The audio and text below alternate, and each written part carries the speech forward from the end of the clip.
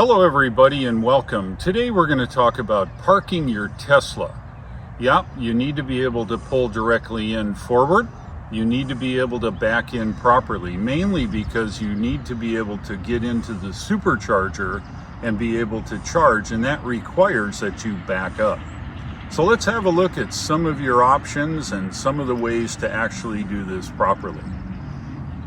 You all know exactly how to park in the normal way. You pick your spot. We're going to take the third spot from the end. You line up in the middle of the spot. You zero it out, you stop, and you go into park, right? So the hard part is not hard when you've done it a few times. All right, so let's try backing in now and seeing what's involved with backing in. So you drive into a supercharger, and let's just assume for our sake of example here that these are all supercharger parking spaces. And we know we need to be able to back up, right? So what do we do to set up for this? First of all, you don't want to be too close to the spot. For example, I'll show you. If you approach the superchargers too close to the end of the parking spot, like this, all right, we're going to park in that same spot. You pull out to get a shot on it. So I've set up here on this spot. Remember, I was pretty close to the end of the parking spot. Now, the key to back up your Tesla, if you look here at the end of these two pointed lines, depending upon where I turn the wheel, you see they move. The object of this is you want to put those 2 points directly between the two lines here on the ground. So I'm going to back up slowly, keeping those two lines centered between the two lines there on the ground. Okay? And we just go right on back. And we stop when the curb gets right about there. Okay, now you notice here, we're equidistant right between the two lines, aren't we?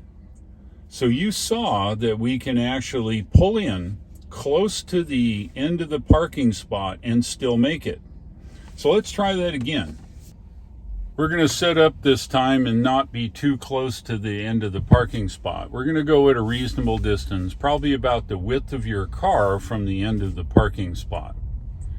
Now, the key to this, obviously, is you want to pull and imagine where your rear end is, okay? That's about the right angle. And I go into reverse now. You can see the same lines, but we've started out further.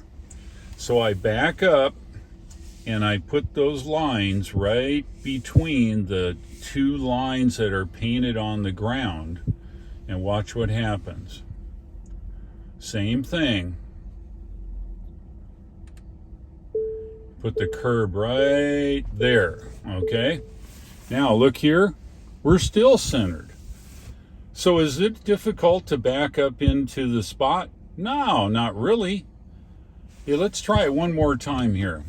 Okay, we're almost 2 car widths away from the end of the parking spot. And I'm gonna approach here from way out, okay? And again, you line up your rear end so it's kind of pointing at the spot you want. And you can see it way out there, right? So I'm going to come back slow. And remember, I want to stick those end of those two lines right between what's on the ground.